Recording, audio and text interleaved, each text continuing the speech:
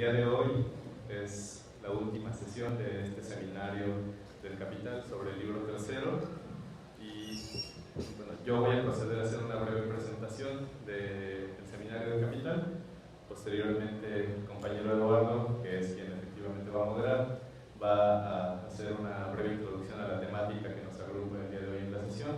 Presentará el profesor Arturo Guillén, de a mi derecha, y posteriormente el profesor Guillén hará la presentación de las tesis principales de su libro, que está a la venta aquí a la entrada. En primer lugar, desde el colectivo Rimor Maridi, queremos agradecer al profesor Guillén por participar en la sesión de clausura de este seminario del Capital sobre el libro tercero de la magna obra de Karl Marx. En el libro que va a comentarnos el profesor Guillén el día de hoy, en el que nos presentará sus tesis principales, su libro se llama La crisis global en su laberinto, nos ofrece una de las interpretaciones más interesantes de la crisis capitalista mundial actual. En este libro el profesor Guillén retoma planteamientos de las secciones tercera, quinta y sexta del libro tercero del Capital, y es a partir de ahí que él construye su interpretación de la crisis capitalista que estamos viviendo. En esta sesión de clausura del seminario sobre el libro tercero del Capital, ya que hemos concluido con los 3 libros del Capital, posteriormente veremos si haremos algún seminario sobre la historia crítica de las teorías de la plusvalía o sobre los Grundrisse, o a ver qué hacemos, pero es para nosotros muy importante seguir contribuyendo a la discusión de la crítica de la economía política al interior de la Facultad de Economía. Pero bueno, ya que hemos concluido con los 3 libros del Capital, nos gustaría compartirles las causas que nos llevaron a organizar este seminario y también hacer un breve balance sobre lo andado en este tiempo. El seminario del Capital, como ustedes saben, ya lleva 3 semestres, aproximadamente año y medio, de que el colectivo Rimor Maridi lo hemos llevado adelante, y las causas que nos llevaron a hacer este seminario, a llevarlo adelante, fue en primer lugar una necesidad por parte de los miembros del colectivo de comprender la crítica realidad que vivimos y de comprender la crisis en la que estamos viviendo prácticamente desde que nacimos, particularmente en México. Eso es bastante evidente. Y también el seminario del Capital surge por una inquietud y una necesidad de organizarnos políticamente al interior de la Facultad de Economía. El seminario del Capital surge igualmente en una coyuntura muy específica en la Facultad de Economía, que es la discusión en torno al plan de estudios.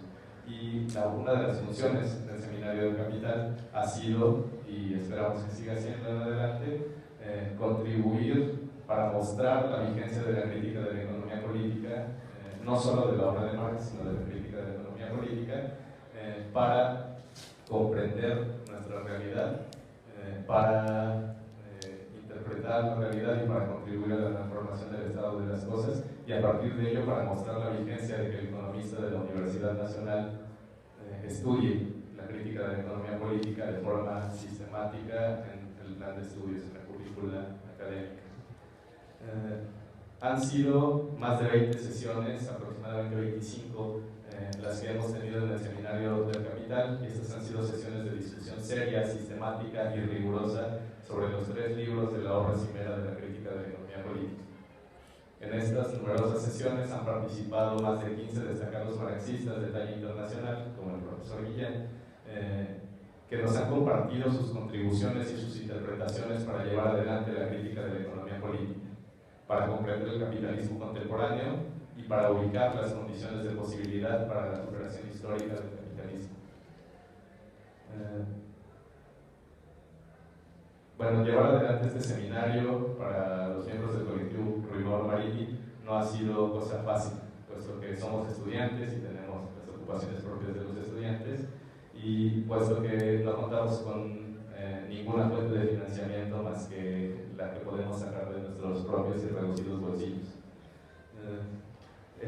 No tenemos ningún espacio oficial al interior de la universidad, y las constancias de asistencia que se entregarán a las personas que asistieron el semestre pasado el seminario y a las que han asistido a este seminario, consideramos un logro que hemos conseguido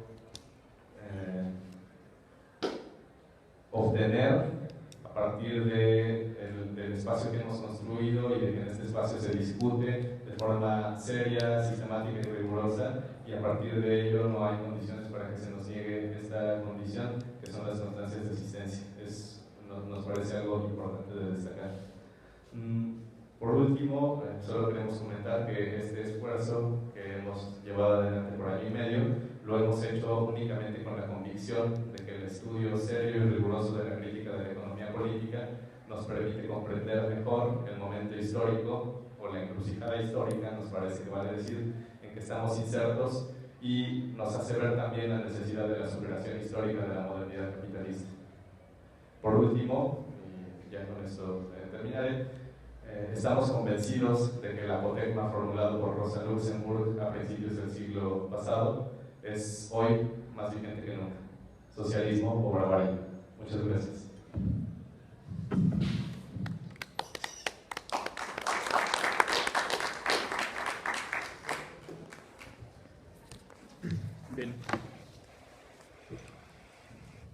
Bien, ¿sí se escucha? Sí, se escucha muy bien.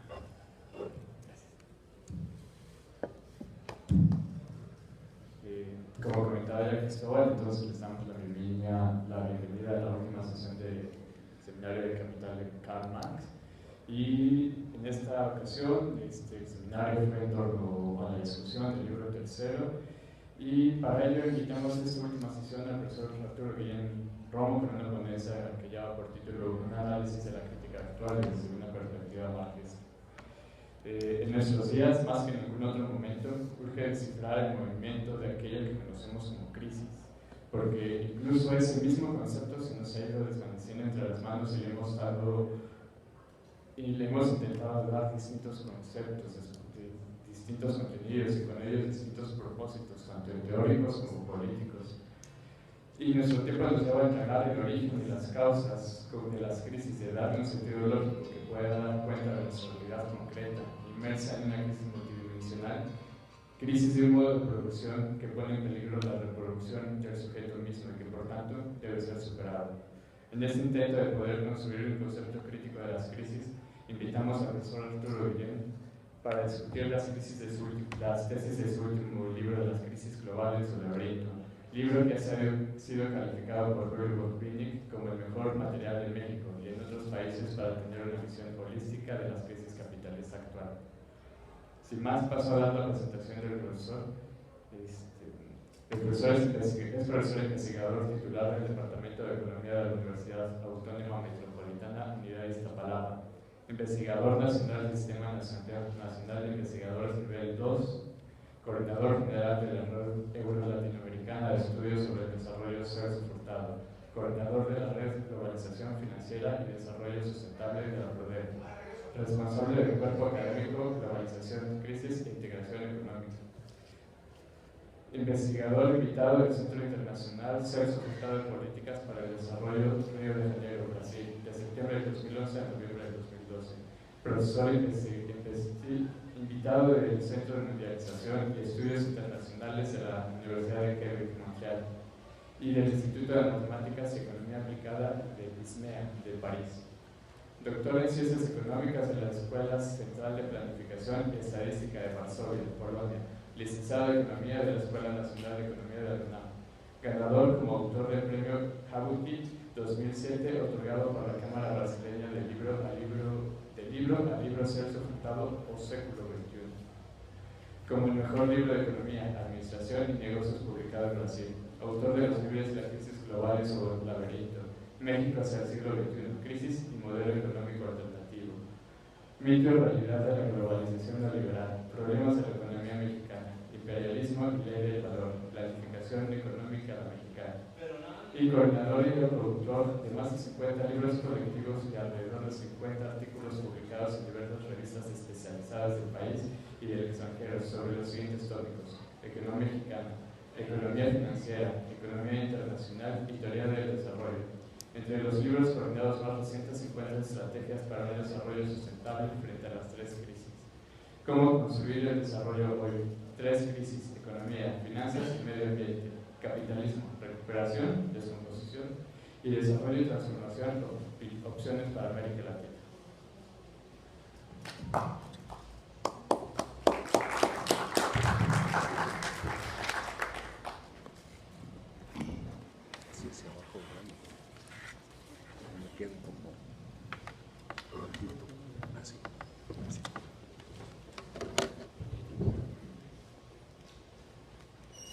Pues buenas tardes a todos, compañeros.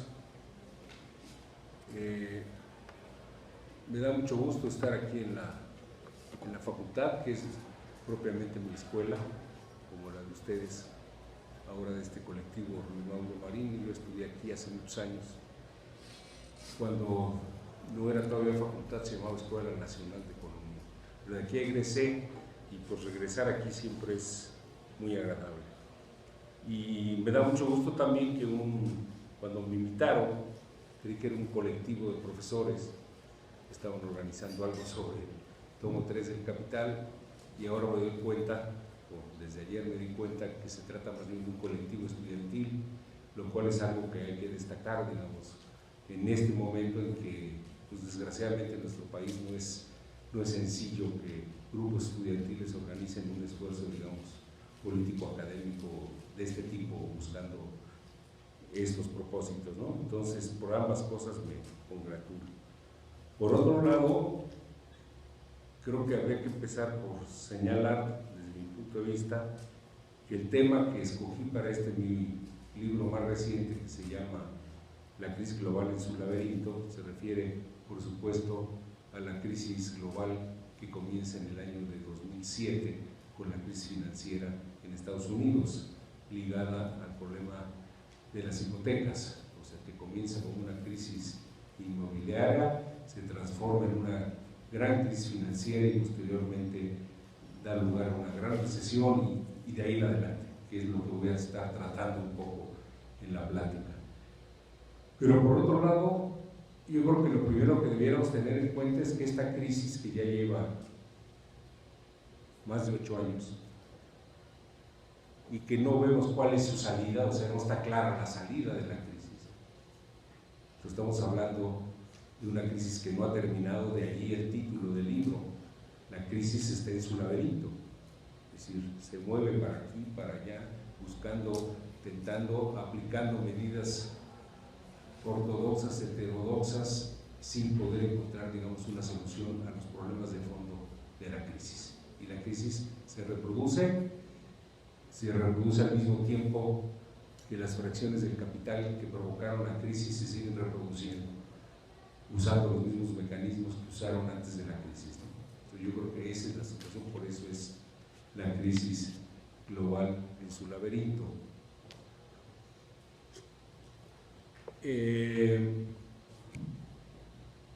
La otra cuestión que yo creo que nos debe llevar a la reflexión, más de carácter político, es de que esta crisis ya tiene muchos hechos políticos que se derivan de ella, aunque no directamente o determinísticamente, pero obviamente la crisis es culpable de muchos de los problemas políticos que atraviesa ahorita el mundo. El problema de los migrantes en Europa, los problemas políticos en América Latina, el golpe de Estado en Brasil. No estoy diciendo que lo de Brasil responde exclusivamente a la crisis o que la crisis determinó la crisis política en Brasil. Lo que estoy diciendo es que ciertos segmentos del capital financiero brasileño, del capital monopolista financiero brasileño, desde muchos años antes, ya en el marco de la crisis, aprovecharon la crisis para dejar de invertir y provocar la destitución de la presidenta electa democráticamente, que es Dilma Rousseff. O sea, fue un golpe de Estado tejido desde el Congreso y desde el Poder Judicial, pero obviamente aprovechando la crisis. Es decir, la oligarquía brasileña, desde que llegó Dilma en su segundo periodo, dejó de invertir y aceleró la crisis. Y esto se conjuntó pues, con todo lo que hicieron los medios y los grupos que salieron a protestar cuando las Olimpiadas, y desgraciadamente también grupos de izquierda que quisieron aprovechar la coyuntura para plantear una serie de demandas, pero que la derecha capitalizó para provocar la salida de la gente a las calles, ¿no? Lo cual nos debe dar lecciones también del tipo de acciones que realizamos y de sus efectos, ¿no? Que no siempre son los que buscan estos grupos, por muy independientes y con buenas intenciones que sean, ¿no? Bueno, dicho, entonces, hay varios hechos. La misma derrota del peronismo, o en particular del kirchnerismo en Argentina, está vinculado también a la crisis. O sea, la crisis nos ha pegado a todos, o sea, por eso es una crisis global. A unos les afecta más que a otros, a unos les ha afectado más en un momento de la crisis que en otro momento de la crisis, pero es una crisis global, ¿no? Nadie estamos a salvo de sus efectos. Insisto, no ha terminado. Bueno, pasando ya más al contenido del libro y a lo que quiero enfocar la plática aquí,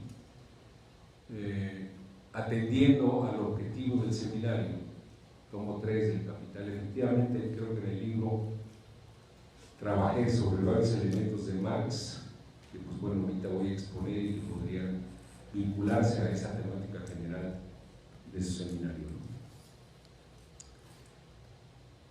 En el libro comienzo por señalar un hecho que yo creo que es definitivo.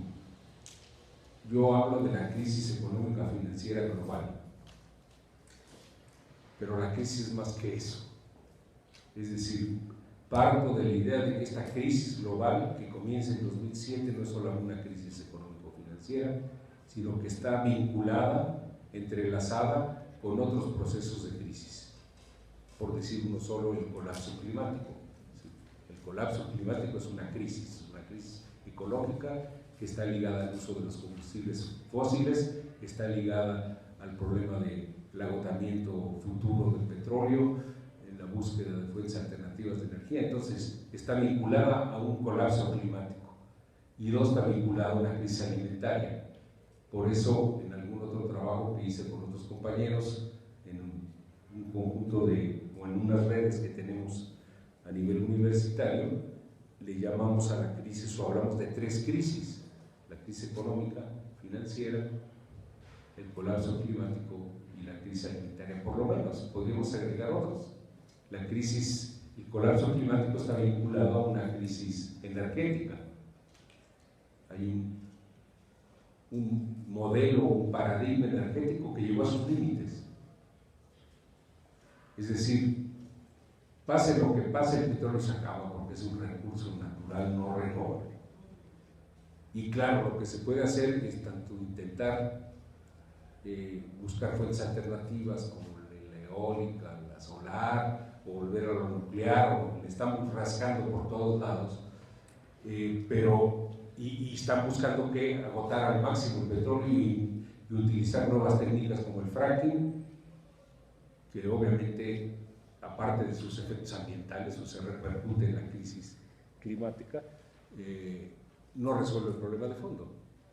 Y estamos viendo como ya en este momento de precios bajos, el mismo fracking se puede colapsar y llevar a una crisis financiera, porque todas las operaciones del fracking fueron llevadas a cabo con deuda y por tanto en conexión con el sistema financiero. Y si las empresas que se crearon para acelerar el fracking y para que los Estados Unidos pudieran competir con más petróleo, se viene abajo esa situación por el precio del petróleo, entonces van a dejar de pagar sus créditos y todo el financiamiento que recibieron para poder desarrollar el fracking. Entonces, la idea no es solo una crisis económica, es una crisis civilizatoria, como le han llamado algunos colegas que han participado aquí en este mismo seminario, creo yo, por lo que los conozco. Y esa crisis civilizatoria pues está ligada a los límites, yo diría, de un modo de acumulación basado en el fosilismo y en el consumismo. Si finalmente el capitalismo a lo largo de su historia ha dependido básicamente del combustible fósil. El petróleo se ha convertido, digamos, en la materia prima principal para acicatear a un sistema de producción o un modo de producción que requiere de una acumulación acelerada, en función de que la lógica del capital es la lógica de la maximización de beneficios. Y por tanto ese régimen basado en esa acumulación acelerada a su mismo tiempo ha acicateado el abuso de los combustibles fósiles, rascar el petróleo hasta donde podamos, y por otro lado estimular un consumismo que a su vez influye en el problema climático, como sabemos, y en todo esto por la emisión de gases de invernadero. Entonces no me voy a meter ahí porque yo no lo trato, y además no soy ni especialista en temas ecológicos, ni soy especialista en temas alimentarios, simplemente parto del hecho de que sería un error considerar que hay una crisis económica y todo lo demás no importa. En realidad son tres procesos de crisis que confluyen en un momento, y por tanto, como planteo en el libro, la crisis actual es para mí, desde mi punto de vista, una crisis más grave que la de los años 30. Algunos van a decir, pero ¿cómo? Si en los 30 estuvo peor la caída. Probablemente, es decir, si nosotros, por ejemplo, tomamos caída de la producción o caída del comercio exterior o caída de la producción industrial, pues obviamente en los 30 tuvo tasas muy altas. La tasa de desempleo en Estados Unidos, como sabemos, llegó al 25%. En la crisis actual el máximo ha sido 10% de la economía norteamericana. Entonces, si lo medimos por ahí, pues sí, no es tan grave como la de los años 30, pero creo que no es el elemento o la vara con la que debemos medir la crisis, sino para mí lo nuevo y lo más complejo es esa combinación de tres crisis. Eso no existía en los años 30. En los años 30 no había ni colapso climático ni había crisis alimentaria, ¿no? Entonces, aunque ha habido hambrunas, pero en realidad lo que llamamos crisis alimentaria no se había presentado. Pero sobre todo no había este colapso climático. Sabemos que el capitalismo siempre ha sido un modo de producción depredador, o en un sentido más amplio sabemos que la actividad económica, llámese el capitalismo o se haya llamado socialismo real, es una actividad que depreda la naturaleza. Es decir, la actividad económica en sí provoca la destrucción de la naturaleza, pero nada como lo que hemos visto en los últimos años en términos de este régimen de acumulación fundado en un paradigma energético que está llegando a sus límites, por otro lado, lo cual nos debe obligar a pensar cuál es el efecto de esta tendencia al agotamiento de los combustibles fósiles en el proceso de acumulación de capital. La mayoría de los autores, no solo marxistas, sino incluso neoclásicos, hay medio raros como Larry Summers, llegan o Krugman, que es un keynesiano más neoliberal que otros, llegan a la conclusión de que la tendencia futura del capitalismo es de estancamiento o de semi-estancamiento, ¿no? Entre otras cosas, porque hay que tomar en cuenta también esos elementos, digamos, de recursos energéticos a la mano para poder apuntalar una acumulación que además es débil, ¿no? Bueno, ese es el primer punto que quisiera plantear. Traté de no hacer, aunque soy economista, no hacer un libro economicista. A lo mejor no sé qué tan buen economista o mal economista soy, pero es lo que estudié, es lo que mejor conozco, pero traté de no quedarme allí, sobre todo considerando que un fenómeno como la crisis implica la presencia de elementos de la superestructura, sobre todo del Estado y de la política, que son imposibles de dejar de lado cuando uno está analizando sus fenómenos. Si uno puede ir a encontrar las causas determinantes de la crisis en los factores objetivos de la acumulación de capital, pero sabemos que en el capitalismo esa acumulación se da en el contexto de un proceso de lucha de clases en donde el Estado juega un papel activo en ese proceso de acumulación, ¿no? Y por tanto el tema Estado, el tema política está presente a lo largo del libro, ¿no? está presente al final también porque el libro cierra con un intento de evaluar el problema de la declinación o no de la hegemonía de los Estados Unidos como la potencia hegemónica del sistema capitalista, ¿no? Y obviamente es una cuestión de geopolítica, es una cuestión de lucha, es una cuestión de poderes entre clases y entre estados, ¿no?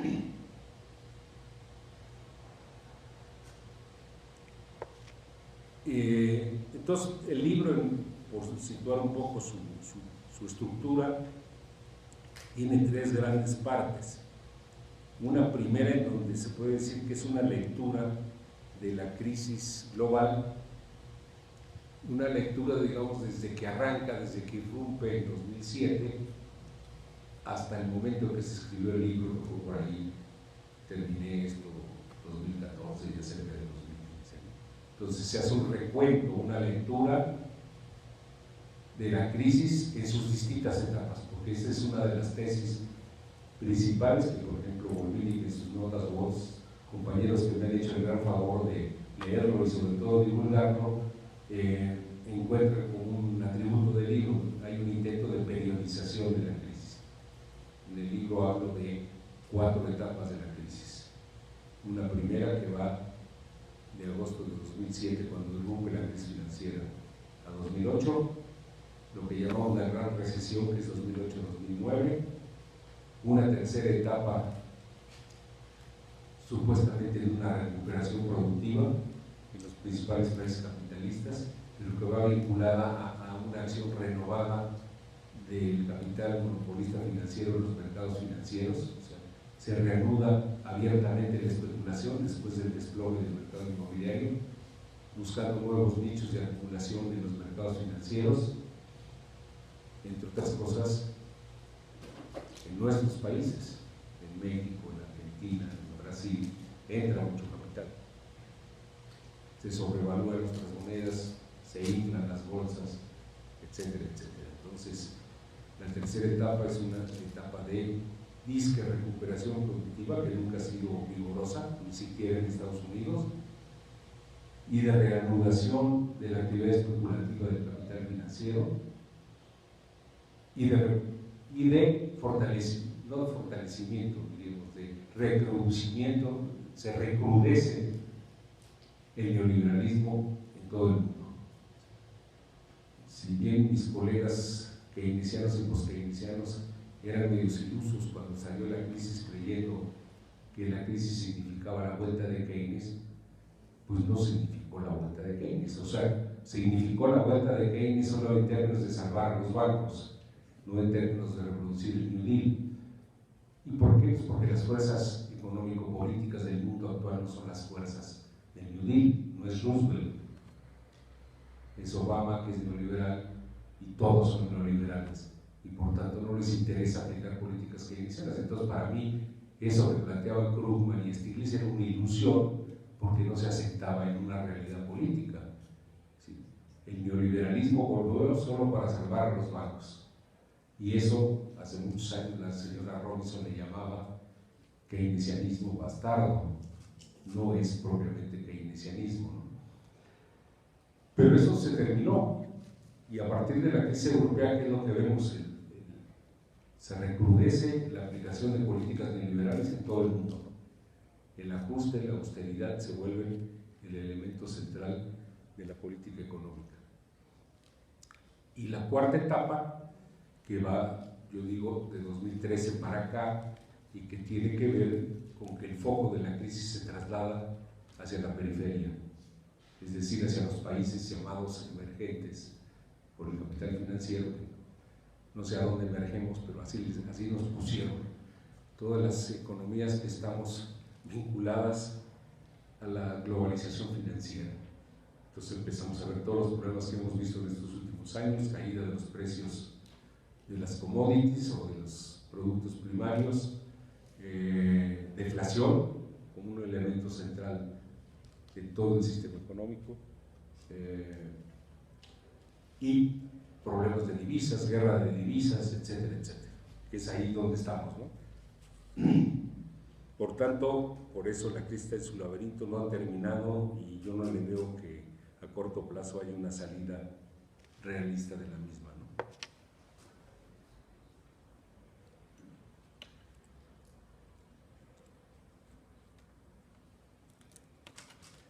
Entonces, volviendo a la estructura, decía, tiene tres partes: esta parte de lectura de la crisis, hasta dónde va, y luego un intento de caracterización teórico, en donde parto de la crítica de algunos planteamientos teóricos que se han hecho alrededor de la crisis, y después trato de construir una explicación propia. No sé qué tanto pueda aportar o no. Me metí en eso, porque además creo que los latinoamericanos siempre hemos criticado, pero al mismo tiempo hemos aceptado el eurocentrismo, ¿no? Y por tanto solo ellos pueden hablar de la crisis a nivel global, y nosotros nos tenemos que conformar con hablar de nuestros propios países. Yo creo que eso ya debe haber terminado, sobre todo ahora en esta etapa de disque globalización. Yo creo que quienes investigamos en el mundo estos temas, sea desde Inglaterra o sea desde Tumbutú, estamos obligados a tratar de dar una interpretación de lo que está pasando, ¿no? Y pues me lanzo ahí, no sé qué tanto se logra, pero eso es lo que les voy a exponer el día de hoy y que se vincula con el tema de su seminario, ¿no?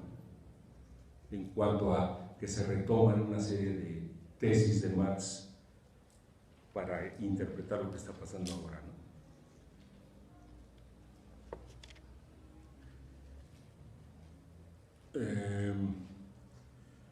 La otra idea que quizás sea importante plantear antes de entrar al problema de las caracterizaciones teóricas es que en el libro se sostiene o sostengo que, y esto ha motivado debate, por ejemplo, con Luis Arizmendi.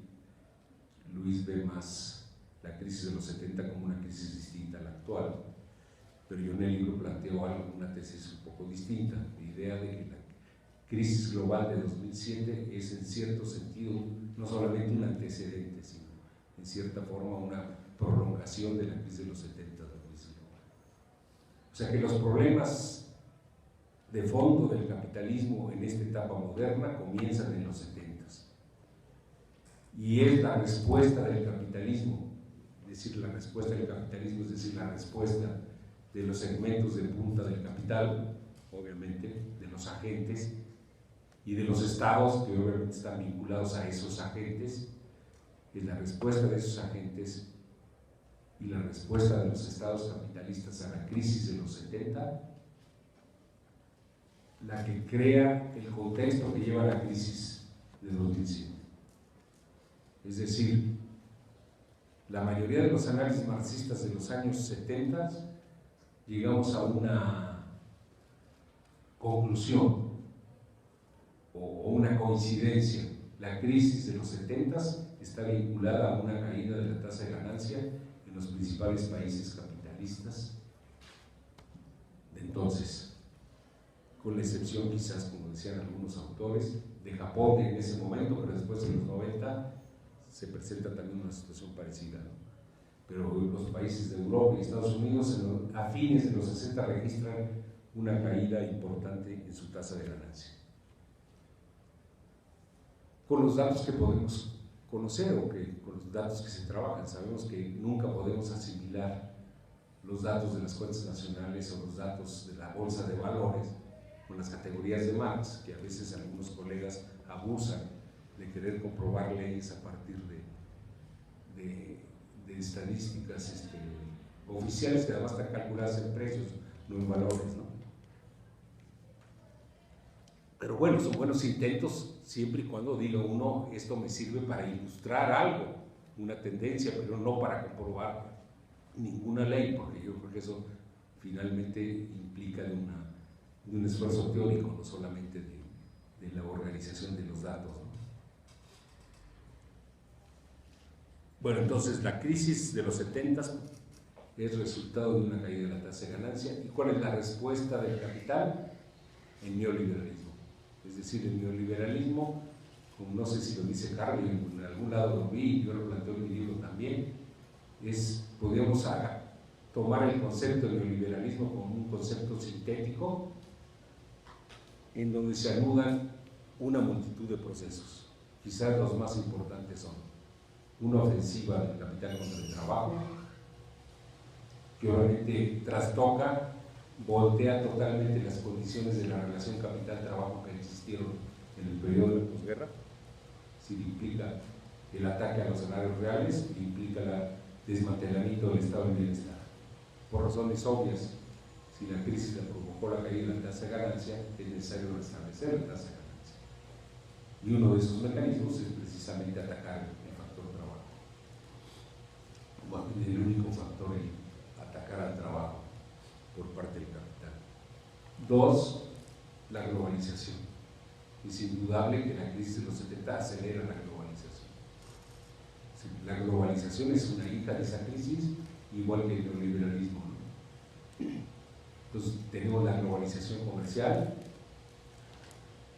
la apertura de los mercados, la firma de acuerdos de libre comercio, la conformación de bloques regionales. Todo eso está en la dirección de impulsar la globalización. Estamos hablando de que pues, un poco de los 70, pero sobre todo de los 80, de los 90 y de lo que sigue.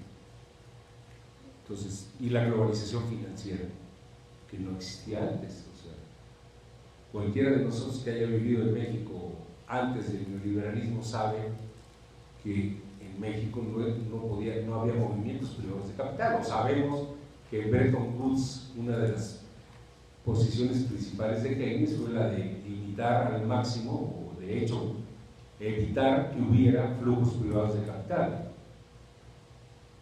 La apertura de la cuenta de capital es resultado del consenso de Washington.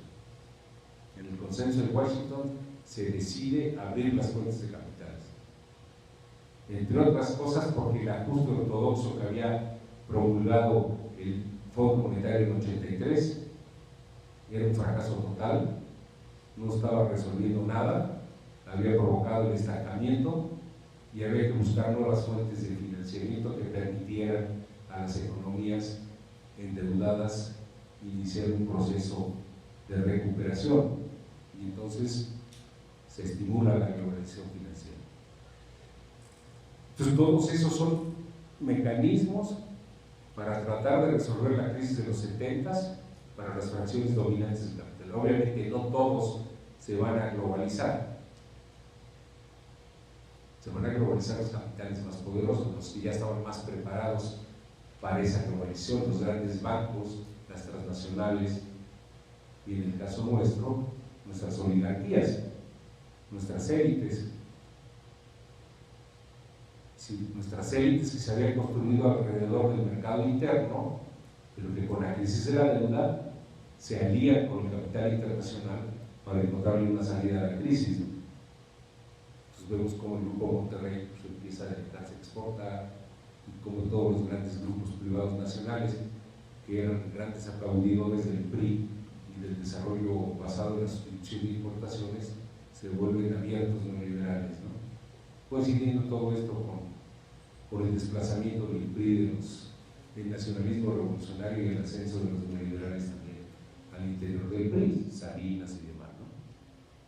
Digo, lo ejemplifico con México. Entonces, la globalización para mí, y lo planteo también en algún trabajo, más allá del decálogo del consenso de Williams, de que el 1, 2, 3 y 4, más que un decálogo es una alianza entre los sectores dominantes del capital en lo político y en lo económico. A partir de ahí, olvidémonos que las élites internas nuestras, llamémosle de la oligarquía de América Latina, tienen un proyecto nacional. Probablemente eso fue un error del PT, de Lula y de Gilman, creer que negociando y cediendo ante las oligarquías iban a lograr estabilidad política, les iban a permitir seguir realizando reformas, cuando en realidad esas oligarquías no tienen proyecto nacional, lo cual nos devuelve a los viejos problemas que estudió la teoría de la dependencia, en que un señor que se llamaba Rui Mauro Marini, que siempre fue muy congruente en sus posiciones políticas, pues planteaba como la teoría de la dependencia, que es lo que se planteaba con la inexistencia de una burguesía con un propósito nacional, ¿no? O sea, volvemos a lo mismo, a repensar todo esto, ¿no? ¿Existe o no existe una burguesía nacional capaz de aliarse con sectores, digamos, nacionales populares, ¿no?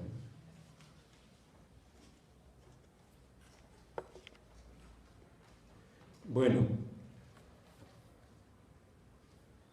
entonces, neoliberalismo, ataque al trabajo por el capital, globalización comercial y financiera, y otro problema que surge a partir de ese proceso, que es la financiarización. Es decir, como el mercado interno nacional se angosta como consecuencia de la caída de la tasa de ganancia, no solo hay un desplazamiento espacial, hay que buscar nuevos mercados. Mencionaba la Rosa de Luxemburgo, pues bueno, ahí está implícita toda esa problemática, sino también hay que usar los mercados financieros para valorizar el capital. Obviamente no todos, ¿sí? Es decir, no todos se benefician de los mercados financieros, se benefician las oligarquías, las grandes élites. Es decir, puede haber algunos que tengan por ahí su sociedad de inversión o su accioncita, que Hobson les llamaba algo así como el proletariado de la burguesía. O sea, alguien que se puede apropiar de ciertas ganancias marginales metiéndose en los mercados financieros, pero quien se beneficia de las ganancias financieras es el capital monopolista financiero, no otro. Y estoy entendiendo, a propósito del concepto, en el libro, mi punto de vista es de que el capital monopolista financiero no son los bancos, ni la financiarización es la financiarización de los bancos, sino que es un proceso horizontal que absorbe o que influye en esa oligarquía en su conjunto.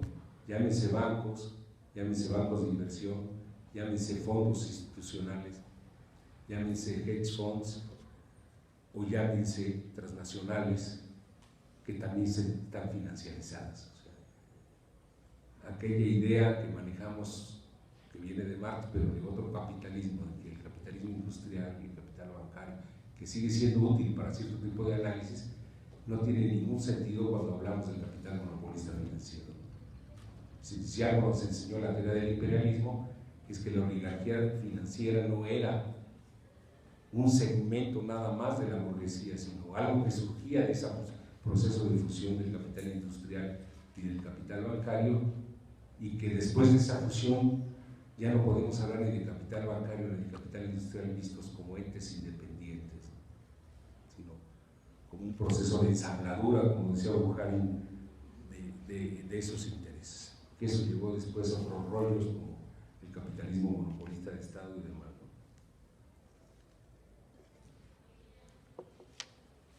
Bueno, entonces, todo eso fue el resultado de la crisis de los 70. Entonces, ¿qué sucedió? El capitalismo logró a través del neoliberalismo establecer un nuevo modo de regulación, es decir, retomo también los elementos de lo que se llamó la teoría de la regulación, ¿o no? Y mi respuesta es no. Es decir, se estableció, en mi opinión, un nuevo orden neoliberal. Ese nuevo orden neoliberal permitió concentrar el ingreso en el 1% y afectó al 99%.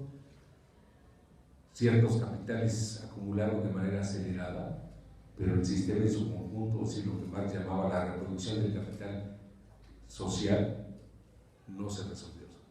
El atascamiento de la reproducción del capital social que empieza en los 70 no se resuelve con el neoliberalismo, ¿no? Se resuelve la situación de los grandes capitales, ¿no? Entonces el 1% se benefició y al mismo tiempo el régimen de acumulación, que yo retomo la expresión de Chisney, de que es un régimen de acumulación con dominación financiera, ¿sí? Ese régimen de acumulación con dominación financiera no resolvió pues los problemas de fondo de la reproducción del capital, ¿no? Y por otro lado, quizás sería lo más importante, creó las condiciones estructurales para el surgimiento de la crisis global. Es decir, ¿por qué? Porque desreguló los mercados, eliminó barreras y creó las condiciones para la irrupción de las crisis financieras. Pues está clarísimo cómo a partir del neoliberalismo pululan las crisis financieras. Crisis japonesa, crisis mexicana del 94, crisis asiática del 97, crisis argentina, crisis brasileña, crisis rusa, crisis del Nasdaq, y de ahí le seguimos hasta llegar a la crisis inmobiliaria, ¿verdad? Entonces, eso no existía en la posguerra. En la posguerra las crisis financieras fueron aisladas y chiquitas, no fueron sistémicas. A partir del neoliberalismo las crisis financieras se vuelven sistémicas. Entonces, por eso es que planteo que no se solucionó la crisis de los 70, es decir, la solucionaron algunos segmentos del capital en términos de sus capitales individuales, pero los problemas de conjunto del sistema no se resolvieron. La tasa de ganancias se restableció, pero no al nivel que estaba en los 50s y 60s. Y ahorita estamos viendo ya cómo los procesos también van comiendo la tasa de ganancia, ¿no? Si de hecho la especulación desenfrenada no es más que una expresión de la búsqueda desesperada también de retornos en los mercados financieros para poder valorizar el capital, ¿no? Bueno. ¿Puedo seguir todavía? Bueno, decía, pasando ya lo de las explicaciones teóricas, que quizás fuera lo que tuviera más interés para su colectivo. Como les decía en el capítulo, no ayudar Félix, en el capítulo 6 y 7 se hace ese análisis del libro. En el 6 lo que hago es tomar algunas explicaciones que se han estado publicando sobre la crisis. Me enfoco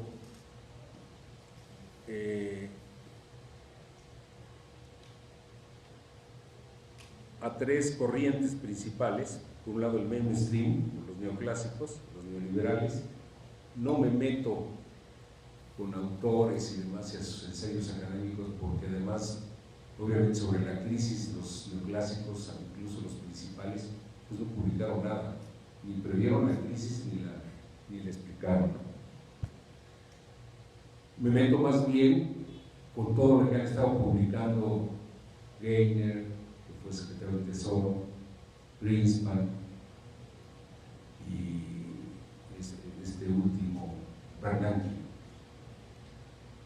¿Con qué idea? De ver cómo ellos iban, no como teóricos solamente, no como profesores neoclásicos que son, sino como responsables de la política monetaria o responsables de la política económica en Estados Unidos, iban viendo la crisis, ¿no? Y el tipo de medidas que iban tomando. Y en realidad el mainstream, insisto, no da una explicación suficiente del problema de la crisis. Nos pueden enseñar cómo se iba moviendo la crisis, la coyuntura de la crisis, pero siempre su posición fundamentalista es el mercado resuelve los problemas, el mercado se autorregula, y por tanto lo que pasó fueron algunos desajustes que si introducimos algunos correctivos, entonces las cosas van a ir bien. Entonces por ahí no me detengo más a demostrar o tratar de demostrar que en estos tres y en otros más hay una posición totalmente apologética, más de explicación de la crisis, de justificación de las medidas que se venían tomando alrededor de la misma. Y por tanto planteo, y creo que es correcto el señalamiento,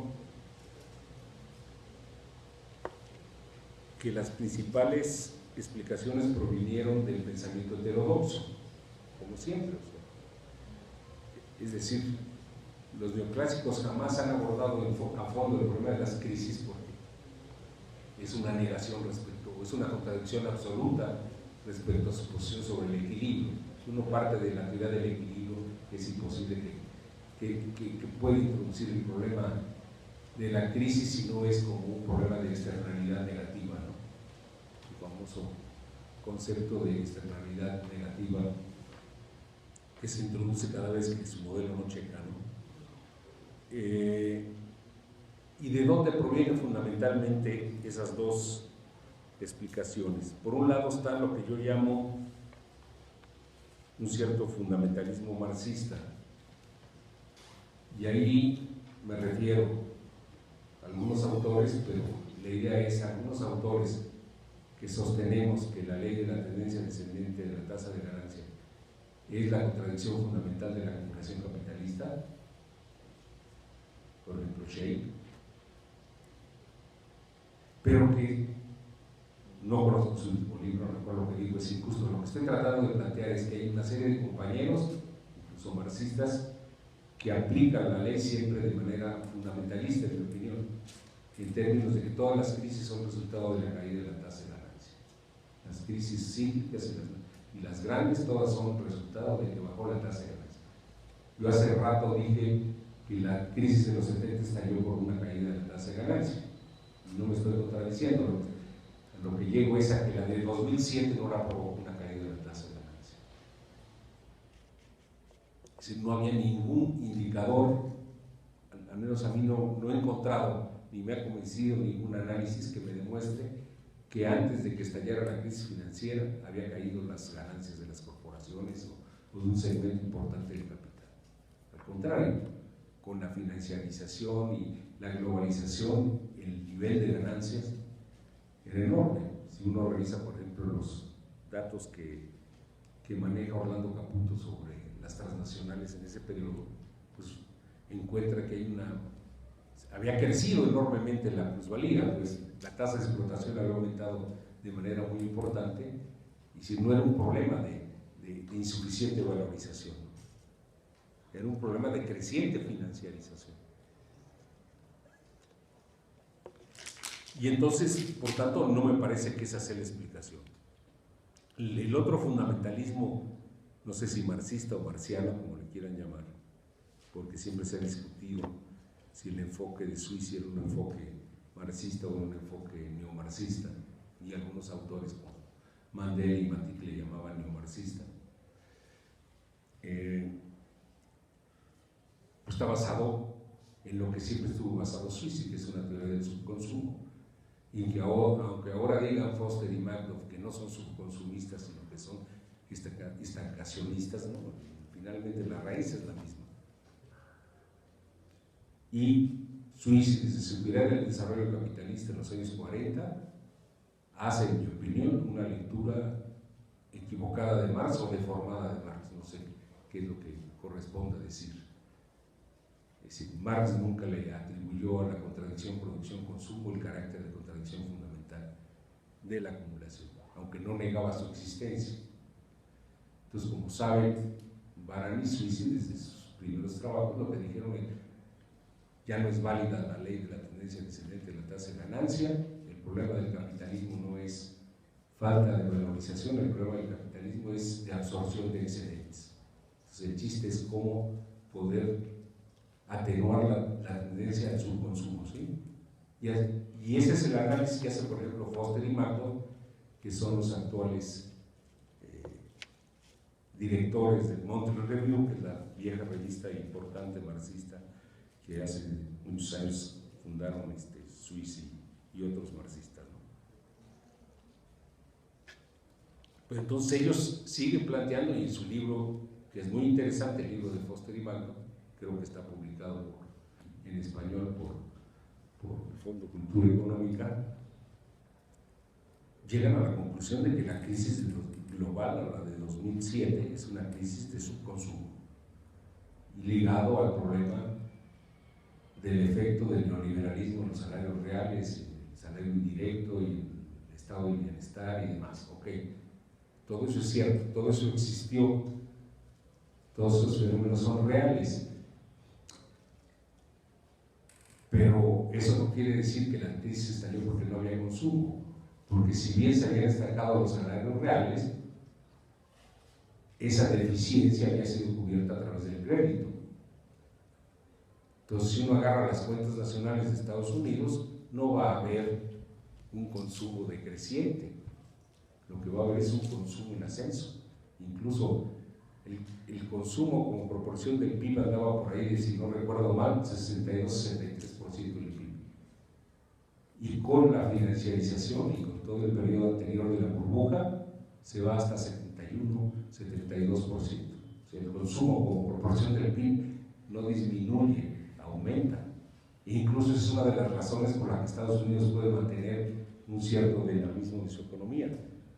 Y buena medida ese consumo está financiado desde fuera, a través de los recursos que vienen de Asia y de China, ¿no? Pero ese es otro problema, el problema de los desequilibrios. Pero haya habido una transferencia de ahorro, llamémosle así, o de excedente de Asia hacia Estados Unidos, o no haya habido, el hecho real es que el consumo aumentó en función del crédito de los consumidores.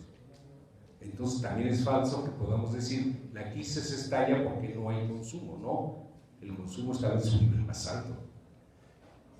De allí que concluya, no sé si lo hubiera deseado o no lo hubiera deseado, que el enfoque post-keynesiano fue más certero. O sea, como ustedes saben, con la crisis hay dos autores que salen de la tumba o salen del olvido. Uno es Marx, que me sorprendió el otro día, no sé si en la Gandhi o dónde, que un chorro de capitales. ¿Cómo es posible que haya tanta demanda de capitales, no? Cuando antes ya mándalo ahí a la covacha porque ya el libro está en desuso. Uno es Marx y el otro es Keynes, por supuesto, y otro más fue Minsky. Entonces Minsky, que era un autor también en cierta forma olvidado, salvo por los post-keynesianos, sale al primer plano, impulsado por todo este pensamiento post-keynesiano. Y entonces, por tanto, se sostiene que la crisis es una crisis de deuda, deflación. Yo me inclino por aceptar ese enfoque de que el detonador o la causa de fondo de la crisis global fue una crisis de deuda, deflación. Hasta ahí. Yo no incursiono ahorita más en eso, simplemente digo que en el libro lo que trato es de decir, es un enfoque correcto, pero insuficiente. Y desde mi punto de vista insuficiente por las mismas carencias que siempre ha tenido el post-keynesianismo. Incluso estaba viendo el último libro de James Galbraith,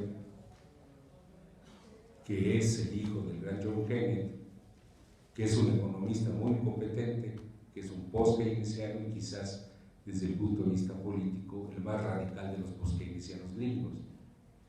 Pero incluso allí, mi estimado James Galbraith dice en su libro, que es muy interesante, se llama The End of Normal, el fin de lo normal, o sea, en eso tiene razón, el capitalismo ya no va a volver a ninguna normalidad, pero dice, hace un análisis de dice, ¿quién explicó la crisis? Entonces empieza igual a agarrar a los neoclásicos y luego nos agarra a los marxistas y dice, no, los marxistas puro fundamentalismo dicen lo mismo desde hace 300 años, todo es la ganancia o todo es el subconsumo.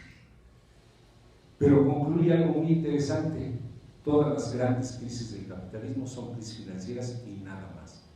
Digo, qué guau. Entonces, quiere decir que los problemas financieros no están vinculados al proceso de la producción del capital y que no debe haber una relación, como creo que la debe haber, entre los canales financieros y la dinámica de la acumulación de capital vista en términos de las contradicciones fundamentales de la acumulación. Y eso no lo hay en el análisis post-keynesiano, ¿no? Lo rechazan. Simple y sencillamente, nunca ni Minsky, ni siquiera, no obstante que Keynes, sabemos que su principal variable era la eficacia marginal del capital, pero los post-keynesianos modernos ya ni siquiera vuelven a eso como la principal explicación de la crisis. Todo es un problema de deuda de inflación y nada más. Entonces ahí es lo que trato de hacer una conexión con Marx y con mi propio punto de vista, ¿no?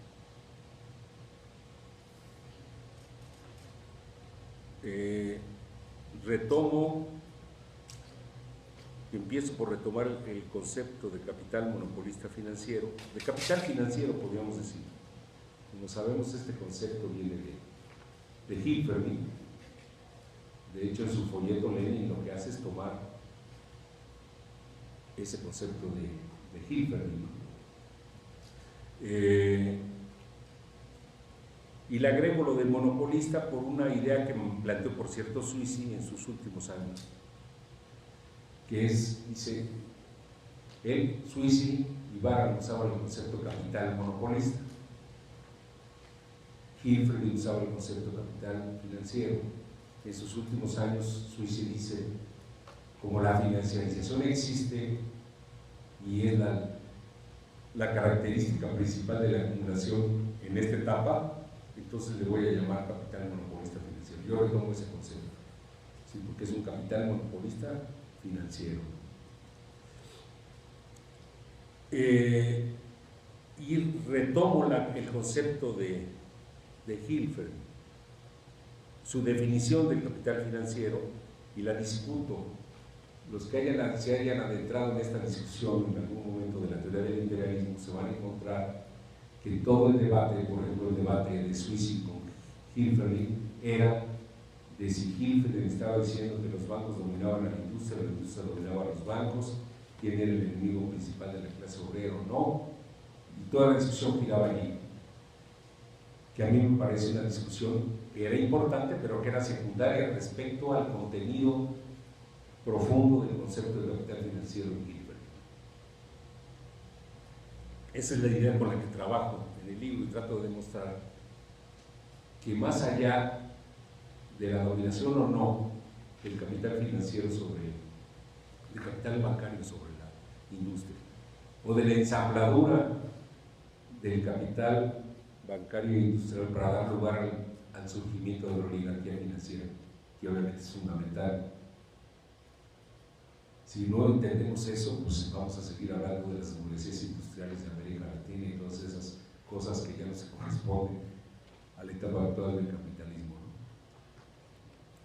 Pero bueno, siendo eso importante, retomando a Hilferding, redescubro o me doy cuenta que en su definición él tiene una parte donde dice qué es lo característico de este capital financiero. Y es que ese capital financiero tiene el control de la emisión de capital ficticio. Importante, ¿no? ¿Por qué? Porque si bien el capital ficticio existe desde muy atrás en el capitalismo, es el imperialismo el que le va a dar un gran impulso. O sea, las bolsas de valores están asociadas a esa transformación del capitalismo en imperialismo, ¿sí? Y entonces lo que Hilferding dice es el capital financiero lo podemos definir como aquel que tiene el control de la emisión y de la circulación del capital ficticio. Y efectivamente yo llegaría a la conclusión de que la oligarquía actual, su principal fuente de ganancia es ese control que tiene de la emisión y circulación del capital ficticio. ¿Quién emite capital ficticio? Pues un banco de inversión. ¿Quién compra ese capital ficticio en los mercados primarios? Pues los fondos, los grandes fondos institucionales, o los gobiernos, o yo no sé quién más tenga acceso a ese mercado primario. O sea, recordemos que en los mercados financieros hay mercados primarios y secundarios, y el mercado primario solo tiene acceso al capital financiero. El secundario ya puede entrar un poco de la raza y a comprar algo de capital ficticio, pero la raza está fuera de el control del capital ficticio, ¿sí? Entonces me pareció fundamental, porque después lo que hace Hilferding, y ahí retomo a Hilferding, retomo también a Veblen y a Hodgson, que estudiaron las corporaciones de la época del imperialismo, y ellos insisten en un punto: la ganancia del fundador es un elemento central de la ganancia financiera, o la ganancia del promotor, como le llamaba Hobbes, que es pues esa, cuando por ejemplo un Goldman Sachs decide sacar una oferta pública, como le llaman, el IPO, para impulsar no sé de qué demonios Facebook, porque Facebook pues, es una fregonería en el internet, pero no tiene nada de capital, o no tenía, y entonces pues le vamos a dar una IPO. ¿Y quién va a vender esa IPO? Pues Goldman Sachs. ¿Y quién la va a comprar? Pues el capital financiero, ¿verdad? Los otros bancos. Y además, esa IPO se va a financiar con deuda de los bancos comerciales. Los bancos comerciales financian a la banca de inversión para que saquen su IPO, y esa IPO se va a vender entre los fondos institucionales, en los hedge funds, etcétera, etcétera. ¿Y qué implica esa ganancia de fundador? Que me voy a echar una comisión sota, me voy a echar una rentota en la emisión de ese capital ficticio. Por tanto, es una renta que no entra a la perecuación de la tasa de ganancia, ¿no? Es una renta monopólica. Entonces, por ahí me fui para tratar de estudiar el problema de la ganancia financiera. O sea, ¿qué demonios es la ganancia financiera? Porque lo que hicieron los poskeynesianos y muchos colegas que trabajan financiarización, es decir, hay financiarización, pero el concepto así es muy como que es gelatinoso. O sea, ¿qué es eso de la financiación? Es muy descriptivo el concepto de financiarización. Y entonces me meto por ahí por el de la ganancia del fundador o la ganancia del promotor, como le llamaba Hobson o como le llamaba Veblen, porque Veblen también como los teóricos del imperialismo, aunque no fuera marxista, se da cuenta que el capitalismo que él está viendo a fines del siglo XIX en Estados Unidos no tiene nada que ver con el capitalismo anterior, ¿no? O sea, no es un teórico del imperialismo en el sentido marxista, porque no era marxista, aunque conocía muy bien a Marx, pero sí era un profundo conocedor de los cambios que se estaban dando en las formas de operación del capital monopolista, ¿no? Entonces eso está tratado en el libro. Ya voy a terminar, ¿eh? Para que quede el espacio para las preguntas.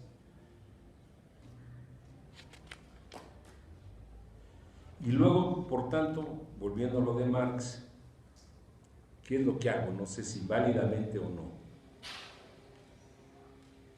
Entonces decía ya antes, entonces la ganancia del fundador es un elemento de la ganancia financiera. O sea, ¿cómo definía Marx el capital e interés? Como aquel que vivía del interés. O sea, el capital dinero se remuneraba con base a una tasa de interés que era inferior a la tasa de ganancia media, ¿sí? Esa era la definición de Marx. Pero Marx, cuando analiza el problema de la renta de la tierra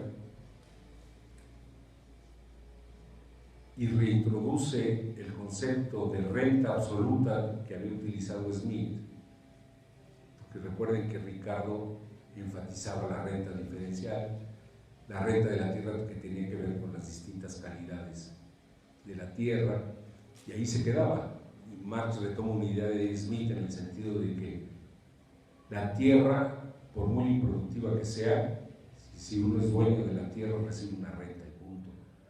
Y que por tanto la tierra implica un monopolio de un recurso escaso, en este caso por razones naturales. O sea, solo hay una tierra, solo hay un globo, solo hay un planeta, y por tanto si tengo un pedazo de ese planeta cobro una renta.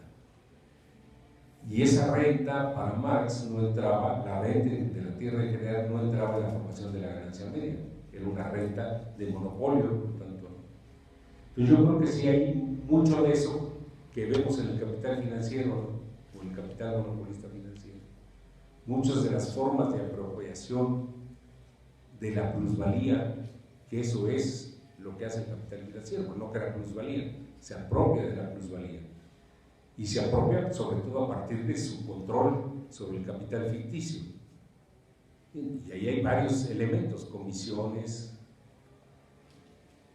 por lanzamientos, por manejo de empresas, por lo que ustedes quieran, por ganancias bursátiles, porque volviendo al IPO de un Facebook, si lanzan el IPO y ya Goldman Sachs se queda con una comisión sota, aparte, ¿qué va a suceder? Que las acciones de Facebook las sacan en 10 y como ya le metieron un billete, pues resulta que la semana que entra están en 50 y en 2 semanas están en 100, y quién tiene las acciones de Facebook, pues los que sacaron la IPO, el capital financiero. Entonces otra la nota por concepto de ganancias bursátiles vinculadas a una promoción nueva financiera. Entonces, ¿no? Ganaron por el lado de la comisión, ganaron por el lado de las ganancias bursátiles, y ya después van a seguir ganando con dividendos o con intereses o con lo que sea, ¿no? ¿Sí me explico? Entonces, retomando la idea de Marx sobre la renta de la tierra, yo digo, la ganancia financiera se parece a la renta de la tierra en el sentido de que es una renta monopólica, por tanto, un ingreso que no entra a la perecuación de la tasa de ganancia, que no es ganancia industrial, sino es básicamente ganancia financiera, y que viene igual de un monopolio, pero en este caso no un monopolio natural, porque el caso de la tierra es porque es escaso, ¿no? En este es un monopolio social. ¿Quién tiene acceso a ese capital ficticio? Ellos, el 1%. Entonces el 1% se apropia de una renta a partir del monopolio que tiene en la emisión y circulación del capital ficticio. Por tanto, se asemeja, creo yo, puedo estar equivocado, la ganancia financiera a la renta de la tierra. Es una renta monopólica y por tanto la oligarquía es una élite fundamentalmente rentista, que no quiere decir que ya no produce plusvalía en sus empresas. General Motors acumula a partir de la ganancia industrial, porque obviamente sus obreros producen plusvalía, pero se apodera también de ganancias en los mercados financieros.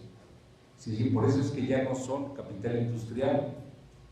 La General Motors, aparte de vender coches, tienen una división financiera que va y opera en las mesas de dinero y opera en los mercados financieros y obtiene lo mismo y tiene acceso a esos mercados primarios de títulos, ¿no?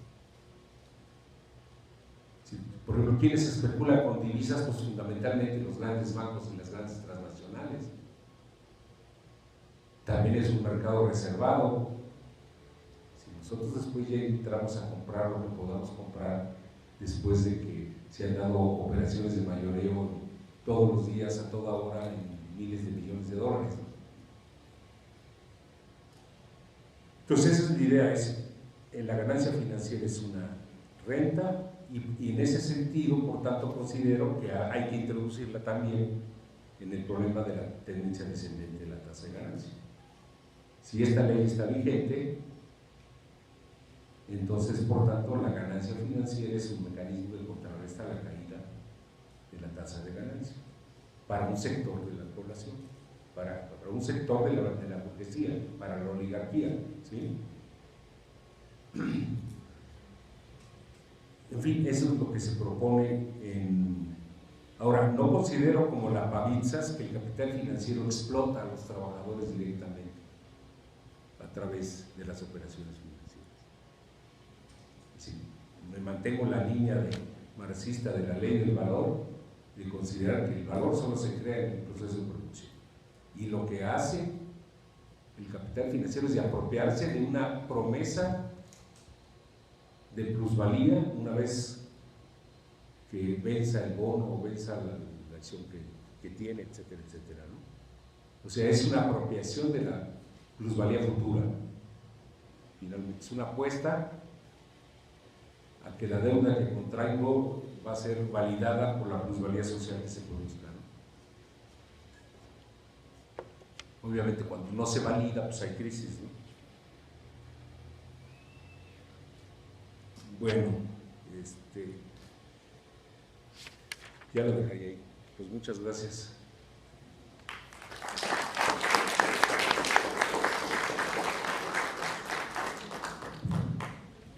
Bien, ahora pasamos a una ronda de preguntas y respuestas.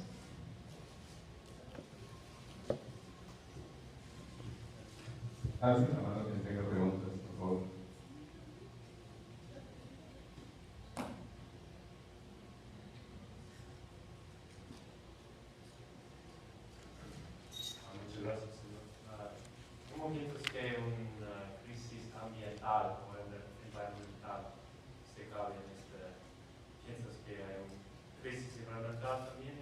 Lo dije al principio, no sé si no habéis llegado. Sí, no hablo muy bien, ¿ok? Y la otra pregunta sería, cuando piensas de NAFTA o NAFTA, Sí, NAFTA, sí. ¿Cómo piensas que decisión afectó a México desde allá? Esa es mi pregunta. Muchas gracias. ¿Alguien más?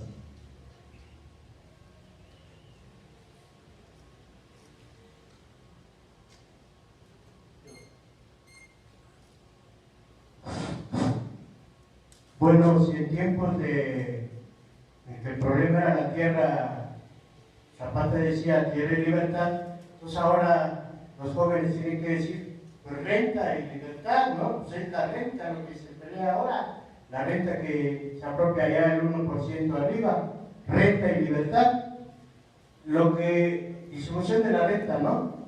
Entonces, otra cosa, usted mencionó contradicción, las contradicciones, ¿no? Pero así de manera muy general. Yo no pienso que sea fundamentalismo marxista, porque está demostrada que la dialéctica es la base para la explicación. No da las explicaciones, pero es la base para luego encontrar las explicaciones. Entonces, pues sí mencionó contradicción, pero casi no habla de dialéctica usted. Y yo me opongo un poco a eso, por lo que acabo de decir, de ser fundamentalismo marxista. Sí hay fanáticos, ¿no? Pero mientras no se hable de dialéctica, no se encuentra el camino correcto y se entra en un laberinto, porque la dialéctica es la base para la posterior explicación.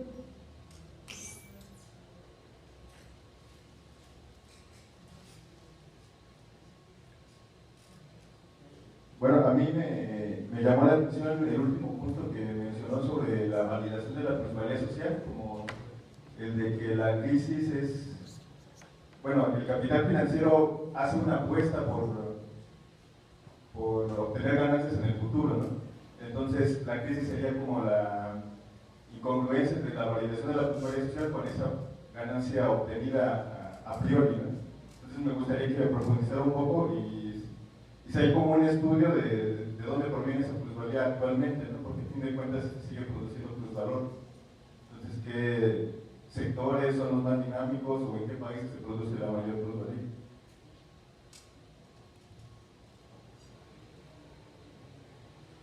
Bueno, yo también tengo uno. En primer lugar, sí podría abundar en el concepto de capital ficticio en Hilbert y en sus diferencias y similitudes respecto del concepto de capital ficticio en Marx.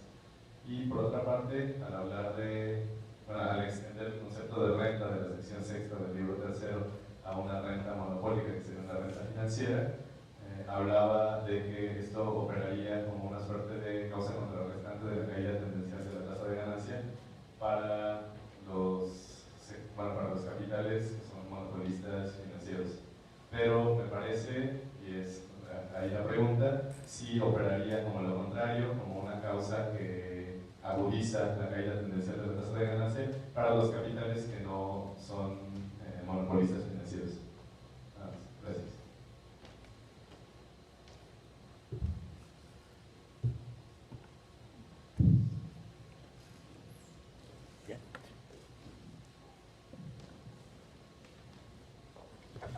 Bueno, sobre el primer punto, como le decía compañero, sí tomo el asunto de la crisis ambiental. Incluso empecé la charla diciendo hay un colapso climático. Les vuelvo a insistir, yo no soy especialista en esos temas. Hay otros colegas, Sachs, en fin, en esta misma universidad que se han metido. Arismendi conoce bastante más de esos problemas. De lo que parto es del reconocimiento de que existe y de que es muy grave, ¿sí? Y por tanto, por eso decía, esta crisis no la podemos estudiar como si todo lo demás no existiera, es parte de, o sea, como dice mi amigo Serfatín, es una confluencia de tres procesos de crisis que hacen a la crisis, lleva, dice él, en un trabajo, a una trayectoria insostenible. Entonces, esa confluencia de tres crisis las que hace que la perspectiva sea insostenible. en términos de una recuperación real del sistema, ¿no? Pero sí lo tomo en cuenta. Lo del NAFTA, bueno, pues ahora va cada vez tomándose mayor conciencia de los efectos negativos, ¿no?, del NAFTA, ¿no? Si recuerdo los primeros años, si bien había críticas en los dos lados, de sindicatos o aquí de redes y demás, prevalecía la idea de que todos ganan, ¿no? Ganan los gringos y ganamos nosotros. Sabíamos que no era así, entonces, pero ahora creo que se está imponiendo lo contrario, ¿no? Sí, en Estados Unidos, los sectores de la clase obrera que fueron desplazados por el NAFTA, porque las empresas se trasladaron a México, o que fueron, no por el NAFTA, fueron afectados porque la producción se trasladó a China, pues se dan cuenta de que fueron afectados en términos de empleo, fueron afectados en términos de salarios, e igual nos damos cuenta acá de los efectos negativos, por ejemplo, la relación entre NAFTA, destrucción del campesinado, destrucción de la agricultura tradicional, emergencia de una agricultura de exportación en manos de grandes capitales, incluyendo transnacionales,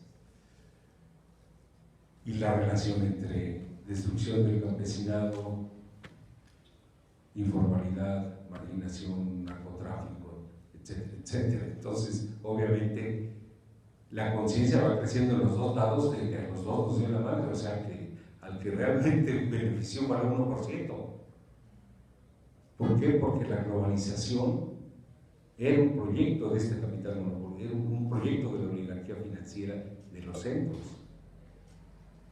al cual se asociaron nuestras oligarquías, pero como siempre, como oligarquías dependientes asociadas de las oligarquías de los centros, ¿no?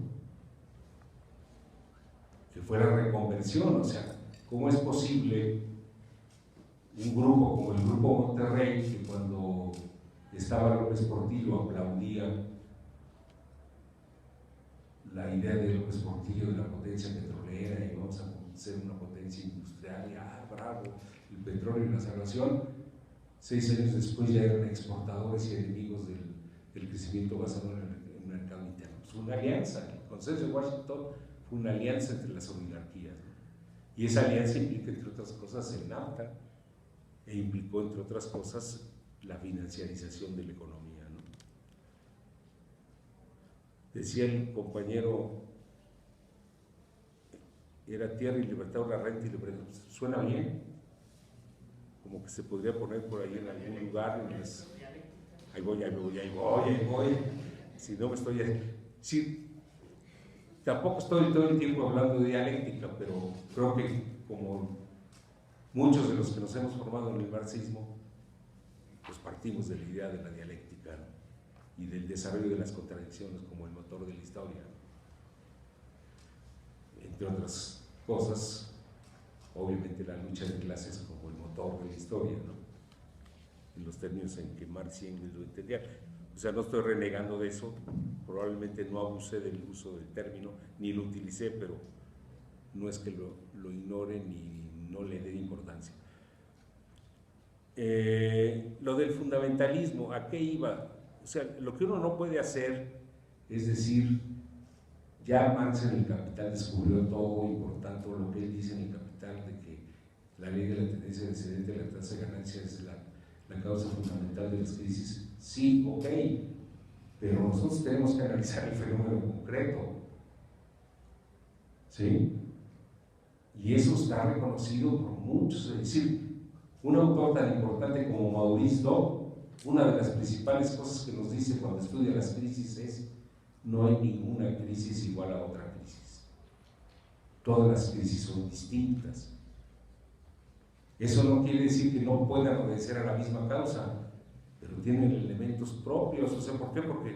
Porque la historia no es una constante, o sea, no es un terreno plano, la historia es dialéctico, y por tanto el sistema se transforma, las relaciones sociales de producción se transforman, y no necesariamente una crisis responde siempre a la misma causa, ¿no? Puede haber situaciones en que, e incluso no es esa causa se junta con multitud de otros factores que influyen en la crisis. Cuando Fisher dejó de ser un neoclásico escolástico y quiso estudiar la depresión de los años 30, se volvió un pragmático y estudió el problema de la deuda de inflación en su folletito, que es sensacional, pero realmente es muy bueno.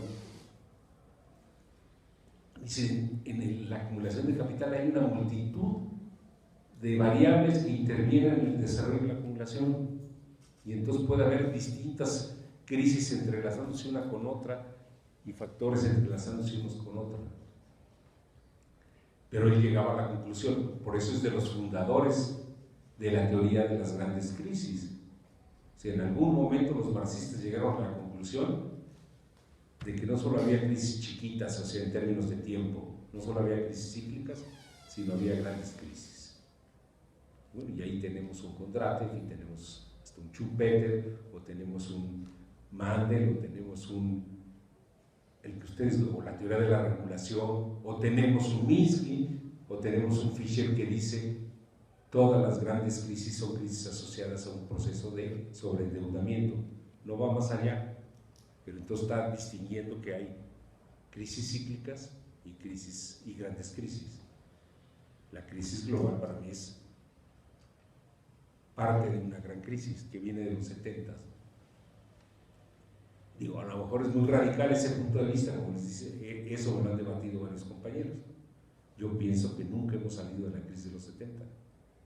Que el decir que el 1% sobrevive inmensamente rico y ha acumulado capital como loco no quiere decir que la crisis para el sistema se resolvió, la reproducción del capital en su conjunto, porque en todo el capitalismo en este periodo se ha crecido menos que en el periodo anterior. Eso es un hecho estadísticamente constatable. Sí. Las tasas de crecimiento que hubo en la posguerra no se han repetido, ¿no?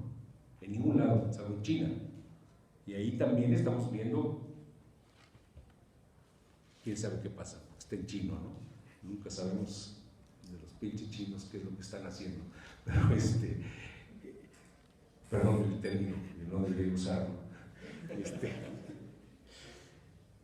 Pero vamos, yendo a China, finalmente sería absurdo que nosotros, como marxistas, pensáramos que China, que ya no es socialista, sino es capitalista, que a lo mejor es un capitalismo de Estado, o yo no sé qué demonios sea, es algo que no es ni lo que era el proyecto socialista real de la Unión Soviética y de China original, ni es el capitalismo norteamericano, es una mezcla ahí rara, pero que obviamente es capitalismo y por tanto no podemos pensar que no va a estar sujeto a las mismas leyes, ¿no? Y a las mismas contradicciones, de que porque son chinos o porque tienen intervención del Estado, entonces, a lo mejor es cierto que su tipo de capitalismo los protege más, su mayor autonomía, su no dependencia del consenso de Washington, les da mayores mecanismos de defensa, pero eso es una cosa, y otra cosa es pensar que los chinos no pueden entrar en una crisis como cualquier país capitalista, ¿no? Bueno, entonces con el fundamentalismo más bien el pleito iba para aquellos que simplemente dicen, ya Marx lo dijo, en todas las crisis es porque se cayó la tasa de ganancia, sin analizar el fenómeno concreto, ¿no? O queriendo a fuerzas que lo concreto se amarre con el planteamiento teórico, ¿no? Porque si no, pues ya no soy marxista, porque estar hablando de finanzas es casi convertirse en banquero, ¿no?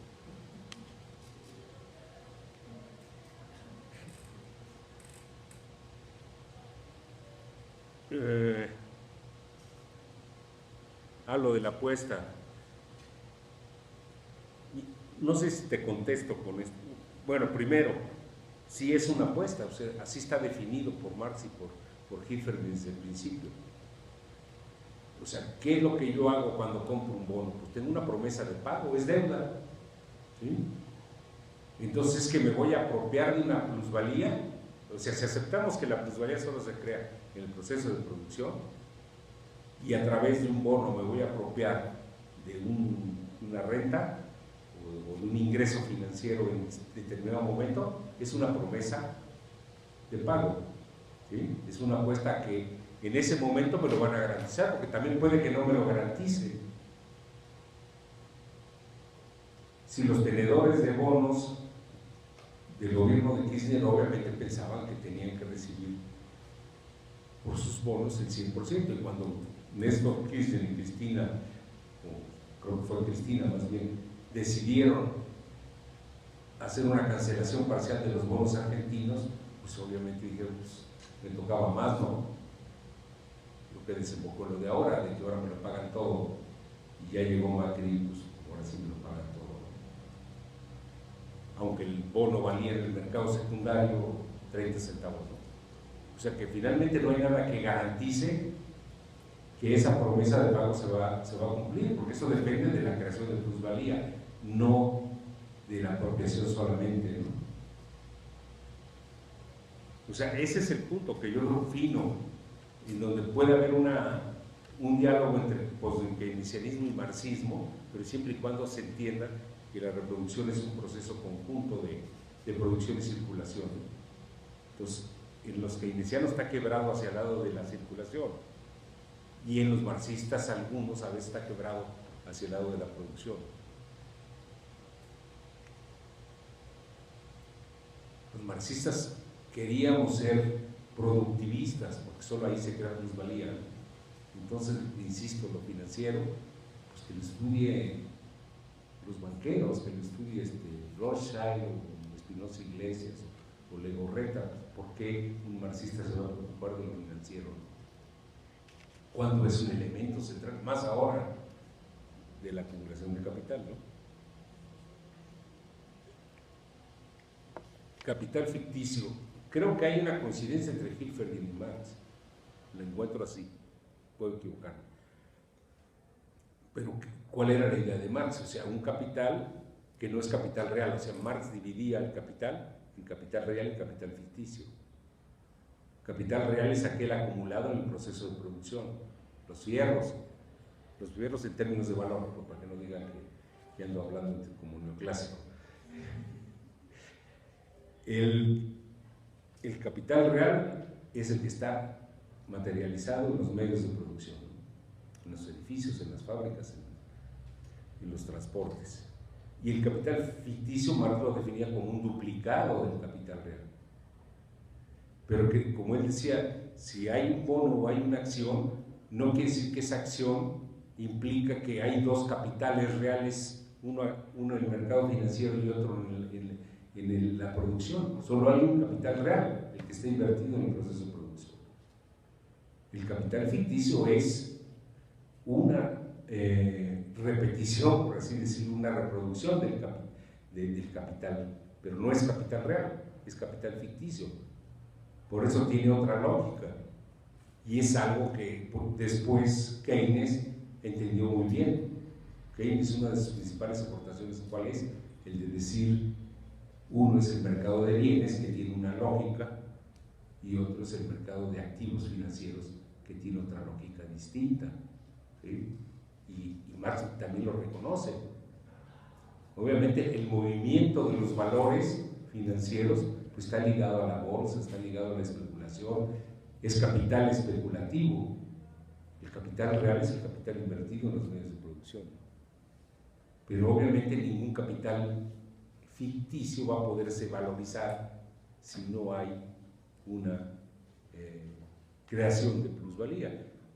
Entonces, ¿qué es lo que vemos en los últimos años en el capitalismo? Creo yo, como tendencias, un aumento de la tasa de explotación brutal en todo el mundo, tanto en los desarrollados como en los de la periferia. O sea, aumenta la explotación de los trabajadores, un aumento muy fuerte de la tasa de plusvalía, una cierta recuperación de la tasa de ganancia media, importante, pero no al nivel que estaba antes, según los datos de Brenner y de otros autores que trabajan estos temas.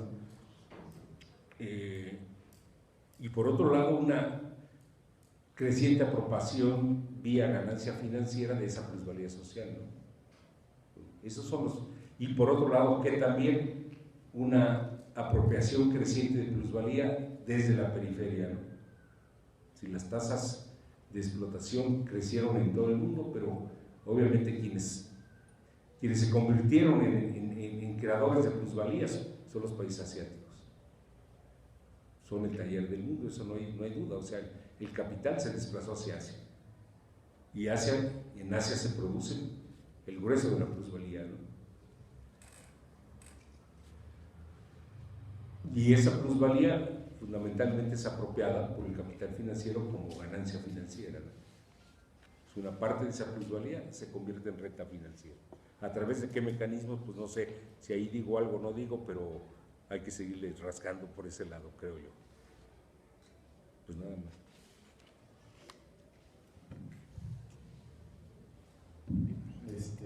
Pues agradecemos la presencia del doctor y agradecemos la presencia de todos ustedes. Damos por concluida la última sesión.